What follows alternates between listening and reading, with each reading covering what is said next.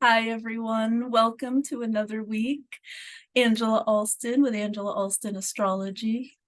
Let me get my PowerPoint up and going, and then we can get into it. I hope everyone's doing really well. So this week, we have a lot of topics. We have three major topics that I want to talk about, and that is well, first, I'll just start where we always start, and that's what the planets are doing. The planets and the luminaries are doing this week. And so these degrees come from charts that were cast for Portland, Oregon, 7 in the morning today to 11:59 on Saturday, 11:59 p.m. on Saturday. And so we have the sun still in Leo, and it's traveling between 20 degrees and 27 degrees. The moon is this morning was at 1934 Cancer and will be going to 9 degrees 31 Libra. And so that will bring this week a new moon, and we'll end with an almost waxing crescent. We're starting with a moon in a cardinal sign, Cancer, and ending with a cardinal sign. So it's cardinal to cardinal. We have Mercury still in Virgo, very strong in Virgo, traveling from 17 degrees, 1735 to 21, 17, and the 21 to 22 is the degree of its station. We'll talk about that a little bit more. Venus in Leo, still retrograde, traveling between the degrees of 2023 to 1625. It is moving out of combustion, but it is still in combustion. And this has a lot of implications and kind of answers the question that some clients have been asking, why aren't Venus things going that well for me right now? We'll get to that. Mars is in Virgo, traveling between 2107 and 2521. Jupiter's in Taurus, traveling between 1447 and 1511. And Saturn is still retrograde in Pisces, reviewing the 451 to 422 span. And so three major topics that I want to cover this week, and that is the new moon to blue moon, Venus combust, and the Mercury-Mars almost. They're almost meet up, and some of those and what that might mean for some people. So first of all, new moon to blue moon. So there's a couple different kinds of blue moons, but basically they mean that there's an extra full moon in the year. And this full moon doesn't have one of those folklore names, and we call it a blue moon. And what's kind of interesting about it from an astrological perspective is that this is a lunation that breaks the symmetry of the new moon to full moon axis. Most new moons start in the same sign as the sun and then culminate in the opposing sign. So a blue moon, a new moon to blue moon, breaks that energetic connection. This month's new moon is August 16th, and it will be at 23 degrees 17 minutes Leo. But the full moon will not be in Aquarius. It is going to be at 7 degrees 25 minutes Pisces. So instead of the Leo Aquarius axis, the full moon is going to be appearing on the Virgo Pisces axis. And you might wonder, who cares? So what? Well, it has implications for intention setting. A lot of people use the phases of the moon as a sort of not daily, but a sort of a personal ritual. And there's no right way. First of all, let me start by saying that there's no right way of setting intentions for the new moon. You can do it based on whatever's going on in your life. But I tend to set intentions based on where the full moon will culminate. So what sign, where it's going to be. And I use the toolbox of where the new moon is.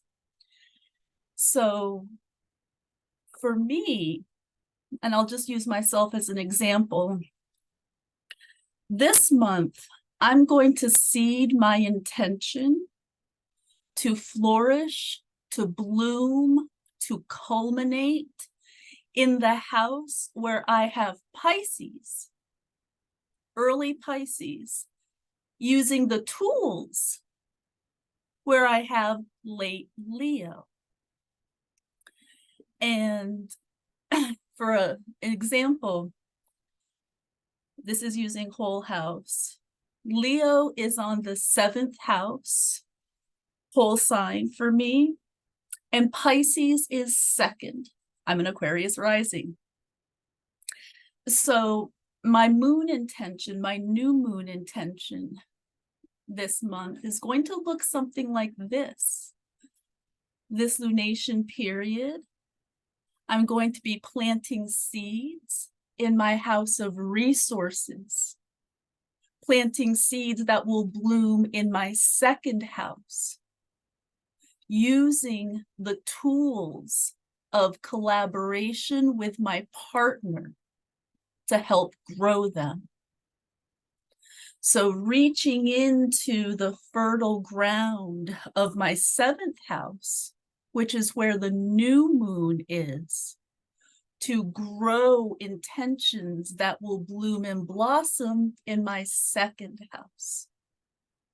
And that's a little bit different because usually if I'm working on a Leo new moon, I would be thinking about seeding intentions for my house of self, using the strength of my partnership to improve something, to grow something in my house of self, my 1st house. And so this is a little bit, it's exciting. It's a little bit different.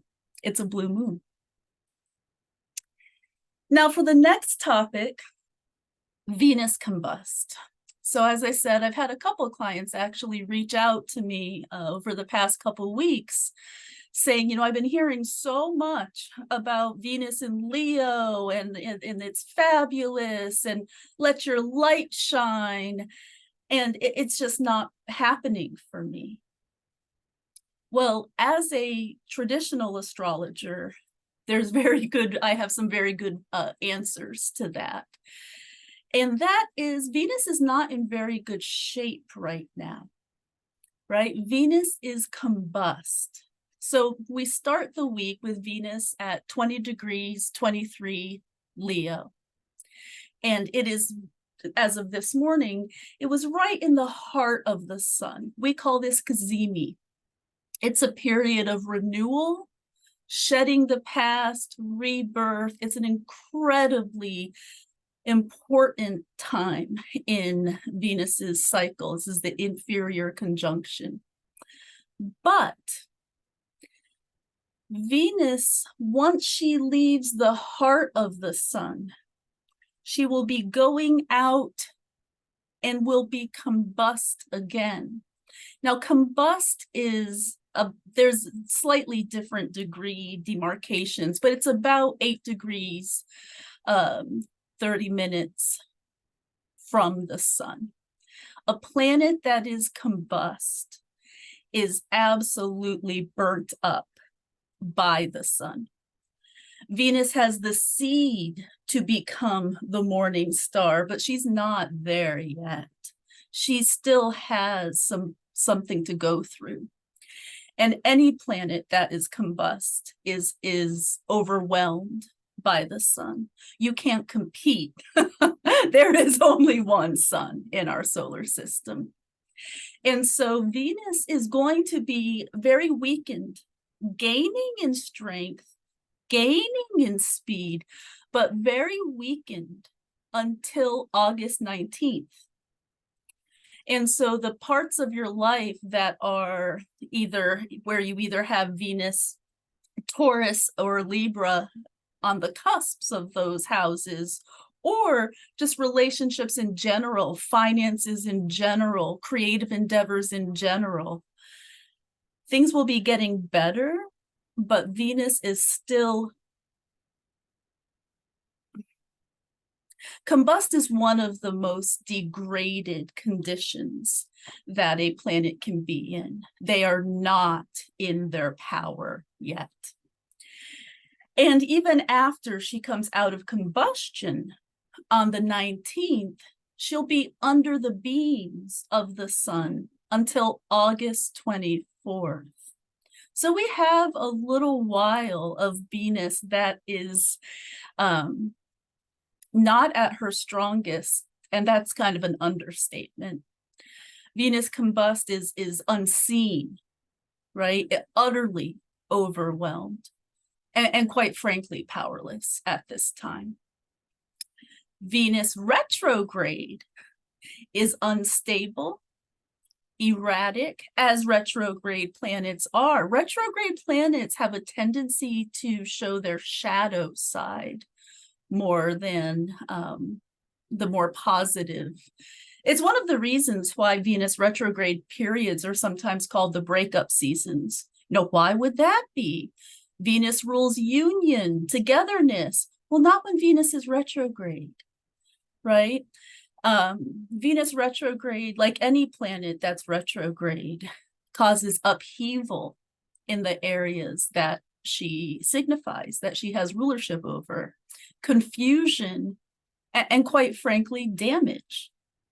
And so right now, this week, we have a Venus that is combust and retrograde. And you just want to be on the lookout for that. Kind of set your expectations around those parts of your life accordingly. Venus did just meet in the throne of the sun last night. She is Cazimi as of this morning. She will be coming out of combustion on the 19th, out from under the beams on the 26th. Just that alone is going to be a huge improvement over her efficacy to affect change. However, she's still going retrograde. And that's just not great.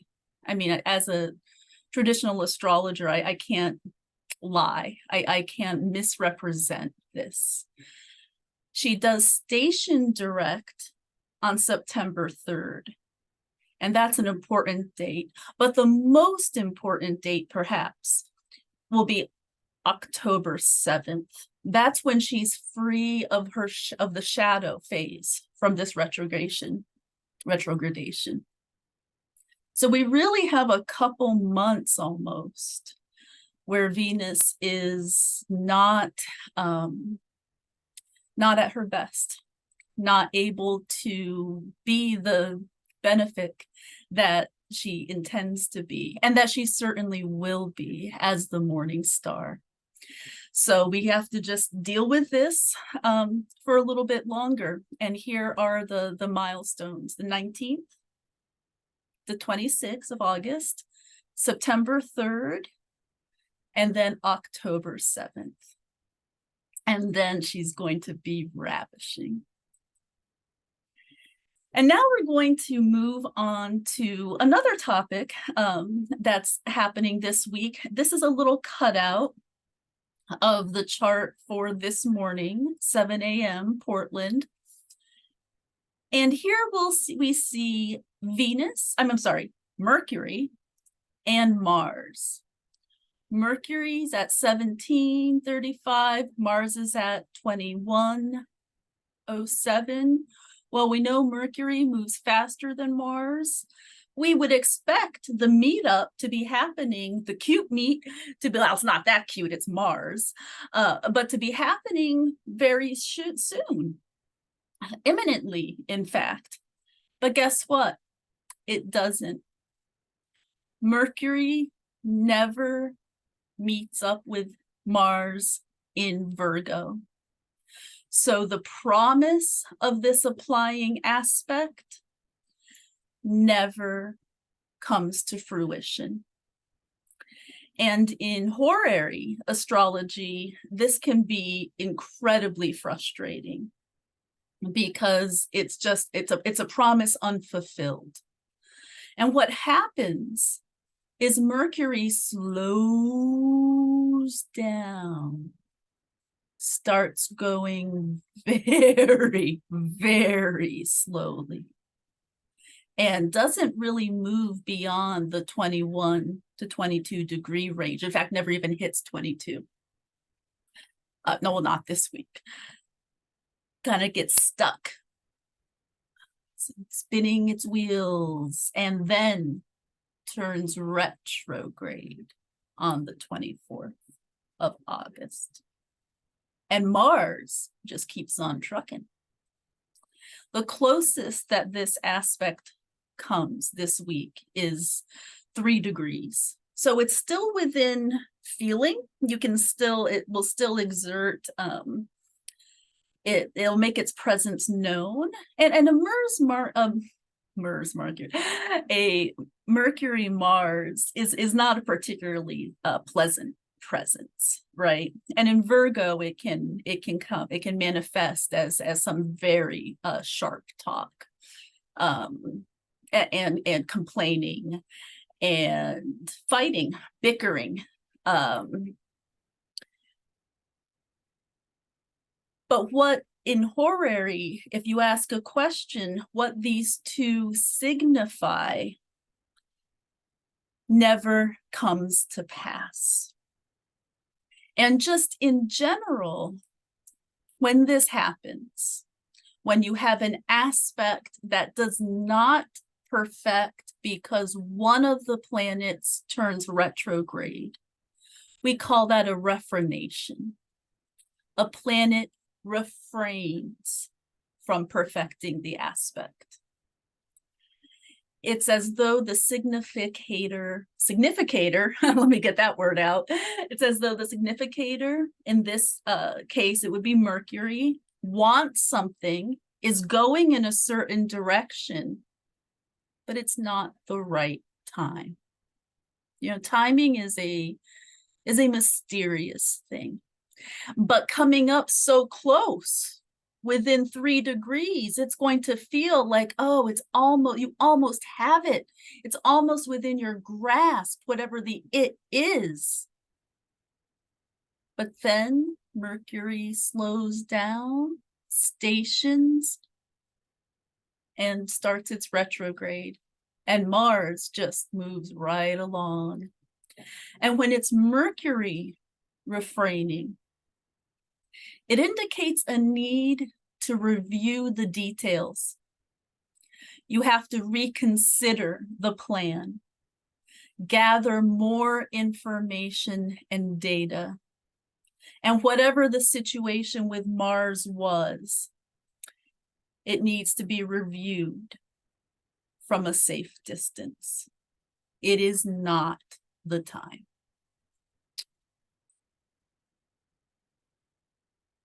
And though a planet stationing retrograde, it does indicate a decline in that planet's power, a reversal of fortunes, a dissolution, right? Turning retrograde from a traditional astrology perspective is not a positive indication. However, in reality, it's not always a bad thing, especially when the meetup is with Mars, right? Mars doesn't tend to bring good things. Mars is the lesser malefic. And we all know that Mars rules war, warfare, accidents. It's a sharp, hot anger, rage. Some of the things that this refraination might indicate could be nearly getting in a car accident, but avoiding it at the last minute, right? Mercury rules transportation, Mars rules accidents. Avoiding a losing battle, right? Mercury decides, to win the war, I don't need to fight this battle. It's not going to turn out well for me. It can mean almost having a medical emergency. Mars can rule medical emergencies, but only getting a scratch instead. And it could also mean avoiding signing a contract that you could dearly, dearly regret. So there could be a silver lining, is what I'm trying to say. It could also be, very disappointing in depending on what the specific scenario is. But sometimes not meeting up, it's saving you from something. And when it's Mars, the likelihood of being saved from something negative that really wouldn't be welcome, car accident, medical emergency, a losing battle, or a contract with somebody who just ends up being a nasty, nasty character. We won't know. You never know. You never know what almost was. But that's some of the energy happening this week. Mars gets very close to Mercury, or rather Mercury gets very close to Mars, almost meets up, and then refrains, and Mars goes on. They do end up meeting up, I think it's later in October. I forget the exact time. I think it's in October. But by that time, Mercury will have had plenty of time to review, reflect, get more information, strengthen its argument, tighten up that contract, all those mercurial things. And, hopefully the meetup will be a little bit more pleasant. So other than a new moon to blue moon, Mercury being combust all week, and Venus being combust all week, and Mercury refraining from Mars. What else? What else does this week have? Well, this week ends with Venus applying in square to Jupiter. People tend to think of Venus and Jupiter as very positive things, but we've already talked about why Venus right now is not showing up in her best light. And we'll talk about this square more next week, because it actually perfects next week. However, we will be feeling it because it comes within, I think, a degree of perfection by the end of this week. Jupiter also isn't doing its best right now. And here's why. Jupiter is in Taurus, and Taurus is ruled by Venus. So when Venus isn't doing very well, Jupiter isn't doing very well either. And that is something that is kind of showing up all over the place. People have been coming to me with Venus and Jupiter disappointments, frankly. And it is going to turn around, but Jupiter is so intricately connected to Venus's cycle that all of those dates, the 19th, the 24th, September 3rd, October 7th, those are also key dates, critical dates for Jupiter gaining a little bit more of its benefic power. What else? This week I received some kind of devastating news. And I want to get through this very quickly because I don't think I'll be able to. I found out that the astrologer, MitchAstro, as he used to go by for quite a while, passed away. And Mitch was my first astrology teacher. I can say with certainty that I wouldn't have become an astrologer had I not met Mitch in the early 90s in New York City. It's too soon for me to do a homage to him that he deserves. But perhaps the best way that you can honor an astrologer is to share his work. And so you can find Mitch's work at jupiterrising.com. This individual was incredibly influential in my life, and I have so much gratitude for his generosity and everything he taught me. Mitch was a financial astrologer, and he absolutely blew my mind. I hope that you get a lot of value from his work. And with that, I'm going to say goodbye. Please contact me if you have any questions. I'm at Angela Alston Astrology. I'm sorry, I'm a little upset. And you can always email me at angelaalstonastrology@gmail.com. Thank you so much for joining me today. I hope you have a wonderful week.